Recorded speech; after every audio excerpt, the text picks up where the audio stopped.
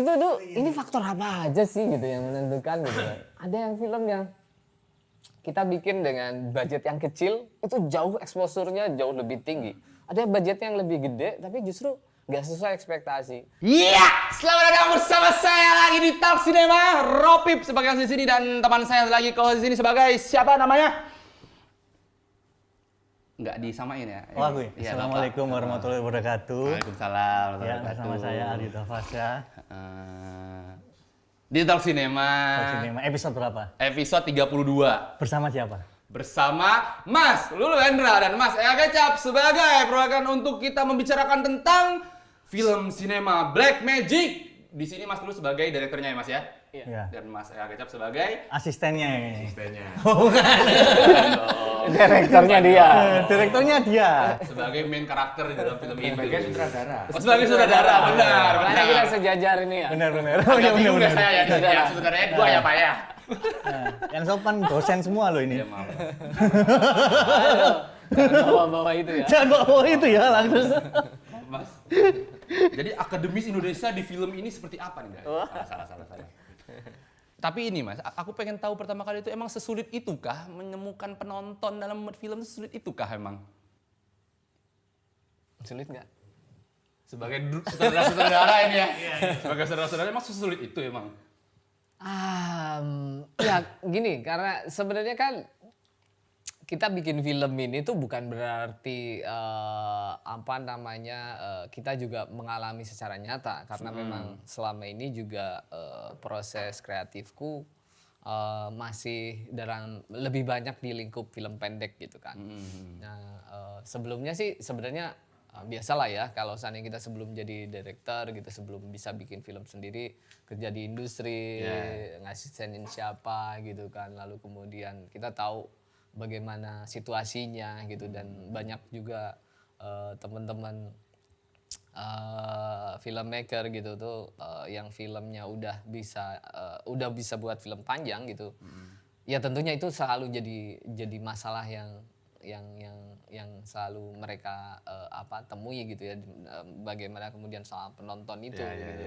Ini sesuatu yang tentunya banyak istilahnya tuh ini tuh udah rahasia umum lah kayak gitu ya. Semua orang yang kalau udah pernah ngerasain gitu.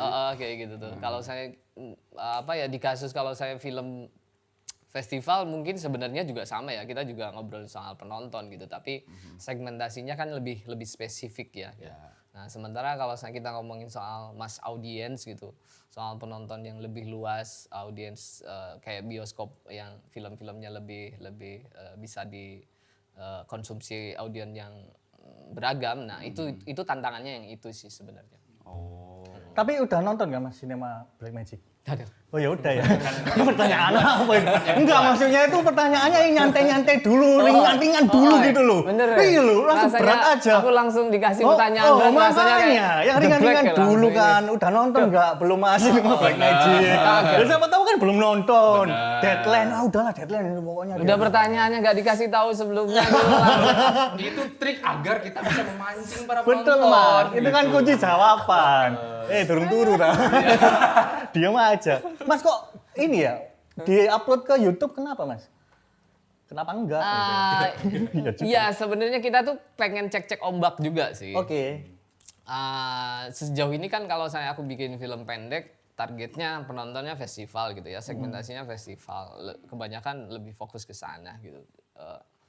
Cuma kok kayaknya rasanya memang ya aku coba ngobrol sama Mas Indra gitu, sama teman-teman di kantor gitu. Kayaknya film ini bakalan disukain banyak orang nggak ya gitu, khususnya yang suka bikin film atau skena film lah kayak gitu. Kira-kira bakalan sukain nggak sih gitu? Wah kayaknya mereka akan suka deh gitu kan. Tapi aku nggak yakin, aku tetap nggak yakin gitu, karena pada saat itu kita buat ya seperti biasanya formulanya ya seseneng kita sendiri bikinnya gitu. Soal masalah nanti penonton suka apa enggak itu kan kayak dialog agak mirip ya dengan filmnya. Agak mirip ya.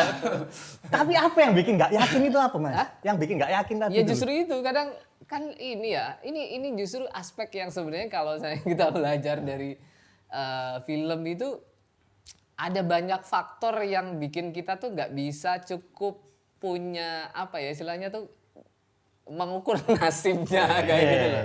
Nah ini tuh sesuatu yang apa ya? Kalau saya film itu kadang dia tuh memang ajaib gitu. Dia ajaib. Mungkin aku ceritain sedikit lah kayak gini. Aku sempat bikin beberapa film yang aku seriusin banget gitu. Tapi kadang nasibnya nggak lebih bagus daripada yang cuma Iya. Yang iseng-iseng gitu. Ya. itu tuh iya, ini iya, faktor apa aja sih gitu yang menentukan gitu. Ada yang film yang kita bikin dengan budget yang kecil itu jauh eksposurnya jauh lebih tinggi. Ada budget yang lebih gede tapi justru nggak sesuai ekspektasi. Kadang kita ngelihat wah ini tuh memang film tuh banyak hal yang kemudian ikut masuk di dalamnya gitu kan. Aspek-aspek itu tuh kayaknya memang harus mau nggak mau tuh kita pedulikan gitu soal itu. Ya kadang kalau saya nanti kita identifikasi tuh bisa orang ada yang nyebutnya faktor X gitu. Tapi sebenarnya faktor X ini juga bisa kita bedah kita logikakan gitu. Nanti elemen-elemen itu tuh sebenarnya bisa apa aja sih gitu. Nah itu juga hal yang kemudian selama ini kita nggak pedulikan ternyata itu penting kayak gitu. Eksplorasi dalam si Wah, ini eksplorasi lagi udah ke situ udah langsung ke situ. Enggak, aku pengen tahu ini kan akhirnya dari Mas terus ke Mas Kecap juga terus sama Mas Kipli juga itu kan ketika melihat. Kenapa aku? Hah? Bapak memang di sini sebagai host ya Pak ya? Oh iya sebagai host atau apa aku ini? Sebagai narasumber apa? Dalam Host. pertanyaan Double ini, job ya, dia. double job kali ini. Dalam pertanyaan ini, Bapak di sini jadi sebagai produsernya kan? Oh iya benar-benar. Nah. Peran produser. Sambil diminum ya.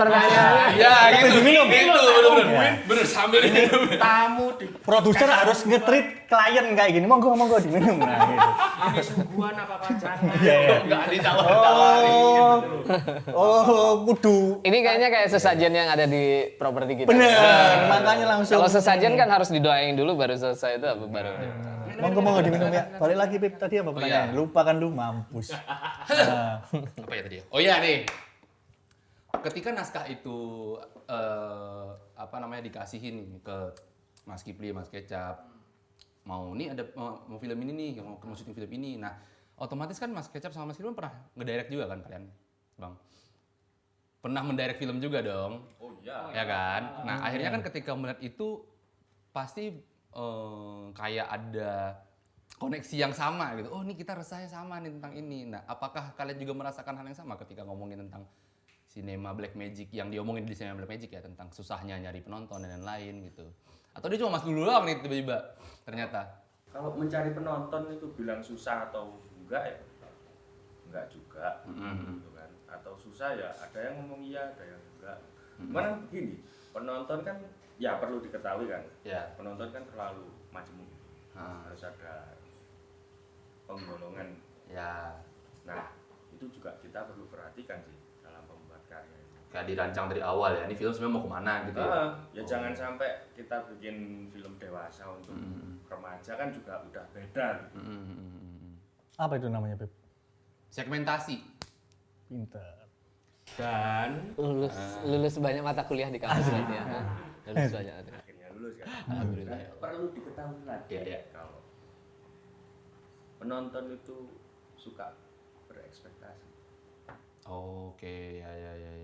Terhadap apapun yang dia nonton ya. Ya, filmnya Mas Lulu.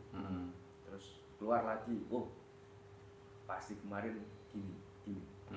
Atau formula-formula yang memang sutradara beri di situ kan akhirnya kelihatan karakteristiknya dan itu mungkin bisa jadi fanbase buat orang-orang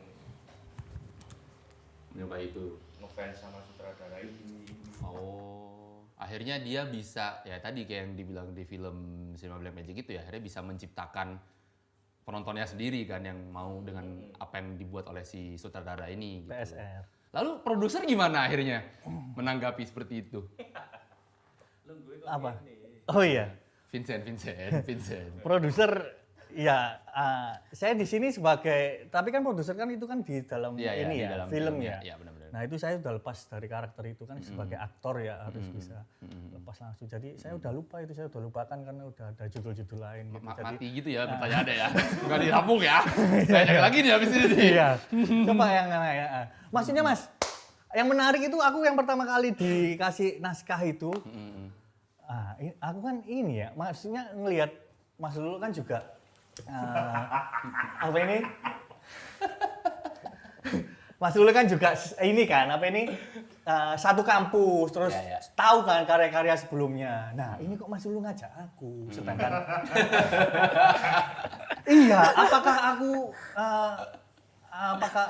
aku itu balik lagi ya kan aku pengen eksplorasi keaktoran. Wah ini diajak film serius nih, Mas Lulu nih. Wah aku jadi apa kayak kalau sebelumnya kan onomastika itu kan ya Mas ya. Itu kan juga ternyata kok waktu baca digandengno sama kecap juga. Masa serius-serius. Wah ini tantangan nih ya, serius sama kecap nih gitu kan. Sama kecap. Lah kok mak jegagi. Iya kan, kita kan sempet rasan-rasan kan ya. Oh iya. Kan yang guyu.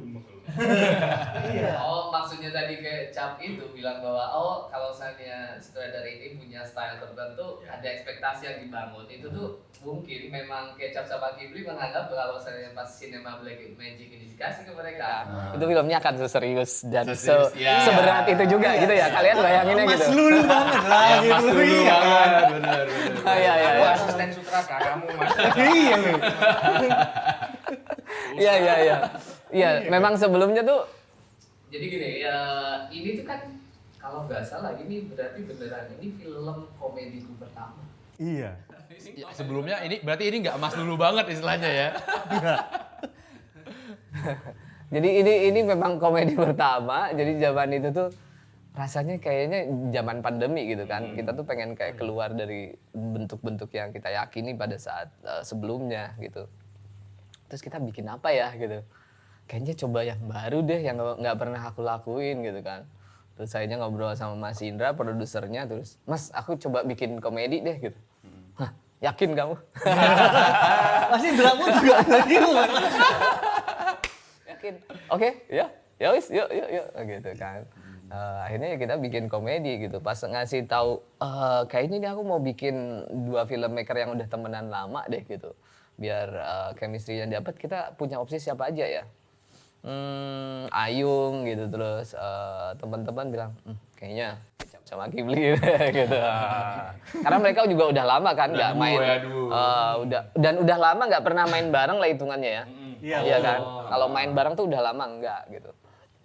Nah itu yang kemudian jadi akhirnya coba bayangin Ghibli kecap gitu kan. Sebenarnya kalau di prosesku kan sama, ini tuh kayak aku bikin kantor di Onomastika tuh kan sebenarnya yang paling lama tuh aku sama Ayung ya. Cuma posisinya aku director, Ayung itu adalah DP kan gitu. Dan itu proses yang juga cukup lumayan panjang di setiap proses karya kita tuh selalu bareng. Nah, aku bayangin itu tuh jadi background buat bikin karakter-karakter ini. Nah, itu tuh salah satu. Dari prosesnya kalian ngomong itu juga. Kayak gitu. Oh, berarti ya juga konflik-konflik itu juga. Juga ada tuh berarti ya. Padahal kita lihat sendiri ya.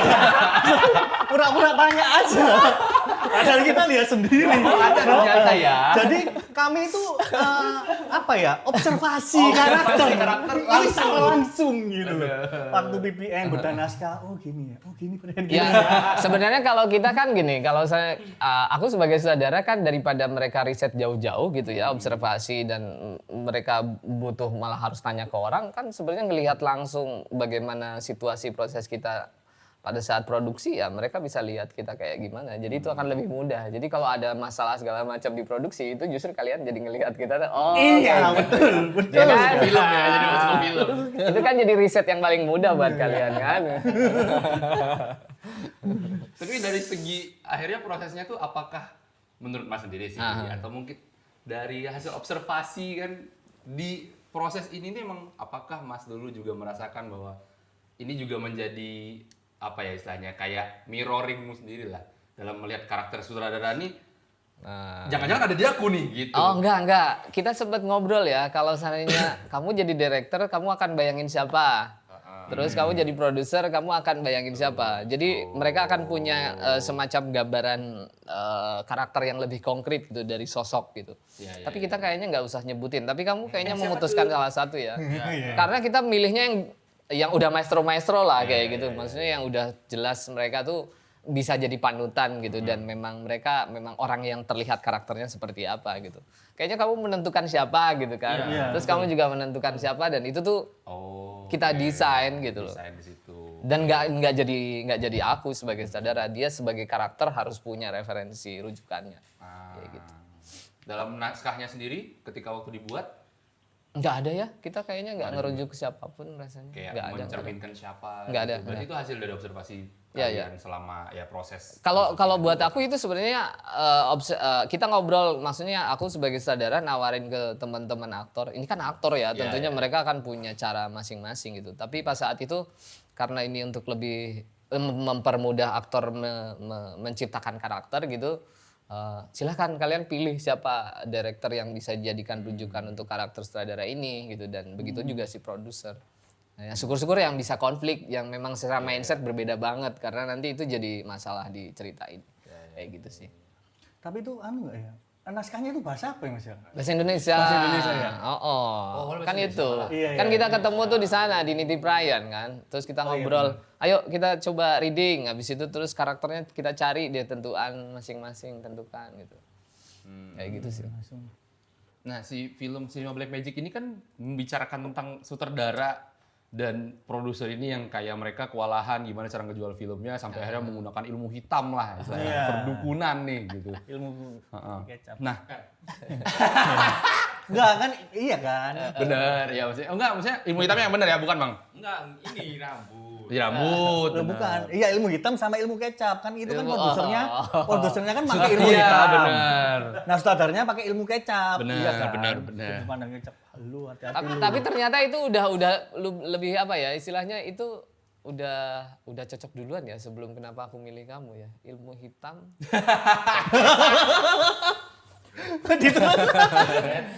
Ternyata udah lebih cocok duluan ya. Ternyata itu jodoh memang. Tapi emang ada Mas, kasus-kasus seperti itu tuh emang ada? Maksudnya pengelaris film tuh ada nggak sih Nah, sebenarnya? itu kan yang justru kita masih pertanyakan gitu. Kadang ya kita tuh sebenarnya gini, bikin film tuh kadang pernyataan atau pertanyaan kan Iya, ke iya. penonton kayak gitu. Nah, iya itulah. Nah. Jadi ini pertanyaan. Jangan-jangan ada gitu. Jangan-jangan ada. Apakah kalian punya pengalaman menggunakan Pengelaris. penglaris dalam distribusi film kalian ya? Nah, Komen di bawah. Ya. Dipotong ya nanti. Dipotong. Reels, ya. Dipotong kan saya. Atau jangan nanya ke film, aktor aja. Wah, ya juga ya. Nah, ini loh aktor-aktor ini gimana? Pakai Coba itu penglaris pipinya nggak? ditekan keluar nggak tuh? Ayo tanya lo. Pakai susuk apa? Susuk Pakai ya? susuk Mas, aku soalnya ini bayarnya nggak pas. Kembali ya nggak? Jujul nih internal. Kan kalau dulu ada yang susuknya tuh dari berlian, Iya, iya. intan gitu kan. Ada juga yang gotri. Karena nggak punya modal. Kalau susuknya putih kalian masa nggak tahu? Apa tuh? Oh, itu dia ya. Tapi menarik itu kita memilih pakai bahasa Bahasa Surabaya Jawa. ya. Lebih spesifiknya Jawa Timur Surabaya. Nah itu sebenarnya ya dalam pikiran itu biar Mas Lulu ini nggak paham nih bahasa Jawa. Jadi kalau salah-salah dialog apa nggak konti gitu jangan Diikutin aja ya. Karena yang ku tahu Mas Lulu ini adalah seniorku yang cukup perfeksionis. Nah, itu. Oh, gimana enggak? Aku tahu lah dialog yang salah. Kalau saya di dialog itu nyebutin semua sutradara tuh Tarkovsky, Haming Liang, Oh iya itu yang Pak salah. Joko, Belatar, terus tiba-tiba ada Patrick Godfather. Kok ada Godfather di sutradara gitu loh. Maksudku ditulis di naskah itu Godard, Truffaut. Iya, iya, Dia adalah Nggak tahu. aduh ini sutradara ini gimana ini? Ini sutradara ini. Rambut aja sing diulik. Tapi itu menambah layar loh Mas jadinya. Maksudnya aku ketika menonton kayak ini jangan-jangan dia nggak ngerti apa-apa nih sebenarnya dia gitu kan. Jadi ada itulah maksudnya. Iya, Dari karakter si lagi. sutradara ini kan jadinya kayak ini dia beneran ngerti film nggak sih sebenarnya gitu kan. Nah itu memang desain. Desain dari awal memang seperti itu. Benar. Karena kan Bong Joon-ho bikin film tentang parasit. Benar. Ya. Itu pas bikin subtitlenya tuh teman-teman di pos tuh, Mas, ini tuh mau ditulis Godard atau tetap Godfather? Godfather aja.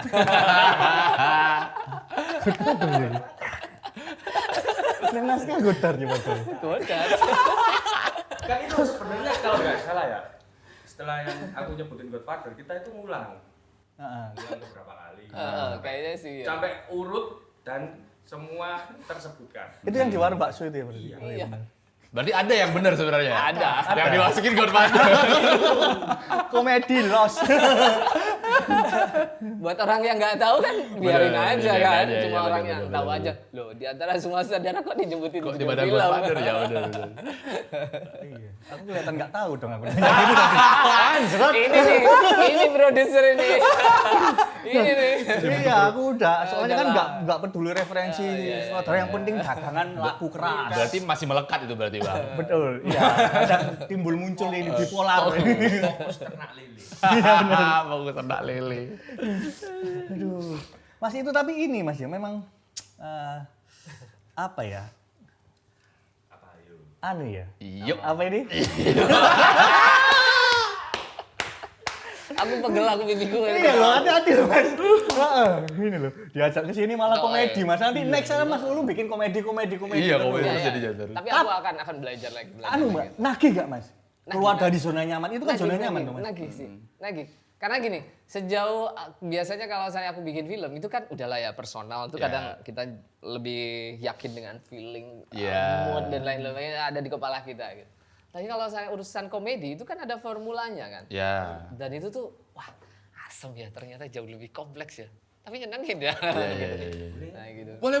Ayo. Saya dari tadi udah keluarin loh ini. Ya, boleh. Gak ada temannya takut dibully ya saya dari sini.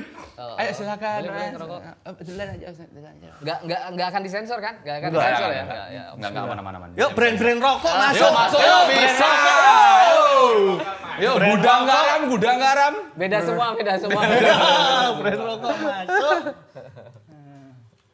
Tapi ngomongin sinema Black Magic tadi tentang si ilmu hitam ini, itu tuh apakah juga menjadi kayak sarkasmenya dalam film ini untuk ngomongin tentang pengelarisan film dengan cara yang berbagai macam cara gitu. Yang penting laris. Apakah ngomongin itu juga nggak sih Mas? Misalnya desainnya tuh seperti itu atau ini ya udah biar penonton yang menangkap gitu. Pengen nyindir itu. Iya kasih. Iya, itu Emang Mas. gosip sebenarnya ini film julid gitu. Iya, sebenarnya Masih julid. Juni nih tapi. Oh iya. Enggak lah, enggak senegatif itu juga. Oh, enggak, Maksudnya ya. Tetap niatnya tetap niat baik lah ya. Maksudnya aku pada saat ketika bikin film ini pada dasarnya gini, aku inget banget kalau misalnya aku tuh selalu punya kesenangan dengan hal-hal yang memang itu tidak realis penuhnya. Jadi kalau saya bahasa seriusnya nih, aku tuh suka dengan gaya yang namanya realisme magis. Gitu. Kalau Lenik, bukan ya? Bukan. Kalau saya pernah dengar novel ada 100 of Solitude karyanya Gabriel Garcia Marquez atau banyak tulisan sastra klasik kayak gitu tuh aku sebenarnya suka itu. MotoGP itu. Kenal ya. Nah, udahlah kayak gitu lah. Teman pengajian ya. Nah, dari situ tuh itu kan sebenarnya pijakanku gitu. Jadi kalau saya aku bikin sesuatu tuh selalu yang tidak realis-realis amat, tapi kayaknya ini mungkin terjadi di dunia nyata kayak gitu. Aku tuh seneng yang kayak gitu. Nah, terlepas bahwa soal masalah bentuk komedi, ini yang sesuatu yang baru kan. Tapi kalau secara pijakan cerita, coba cerita-ceritaku hampir kayak gitu-gitu sih kebanyakan. Aku lebih suka yang antara ada anak gak punya nama nih mungkin gak sih? Itu kan antara realis dan magis gitu, antara aneh tapi beneran. Tapi bisa terjadi gitu ya. Ada anak kecil suka nyari hantu malam-malam, ilalang kayak gitu. Ada nggak sih? Oh karena apa? Itu pasti mirip terus. Yang percintanya kayak hewan. Ada kayak gitu tuh. Terus ada nggak sih? Ya itu jangan dibicarain dulu belum. Iya itu produk sebelah. Iya, Benar, ini fokusnya. ini udah spoiler aja. Ada nggak sih kayak model orang punya kekuatan tapi malah justru nggak bisa ngapa-ngapain, nggak bisa melakukan nggak bisa memaksimalkan kekuatannya dia. Atau ada nggak sih orang yang dikutuk? Nah itu kan film panjangku yang juga film kemarin yang diproduksi di Kalimantan. Itu kan juga kayak gitu. Antara realis dan nggak realis itu batasannya tipis. Tapi semua tentunya ada sesuatu yang pengen kita bicarakan. Biasalah kalau misalnya kita katakanlah sok pengen kayak seniman ya gitu kan. Ada sesuatu gitu. Ada yang ingin disampaikan. keresahan. Ya selalu berangkatnya dari sana sih pastinya.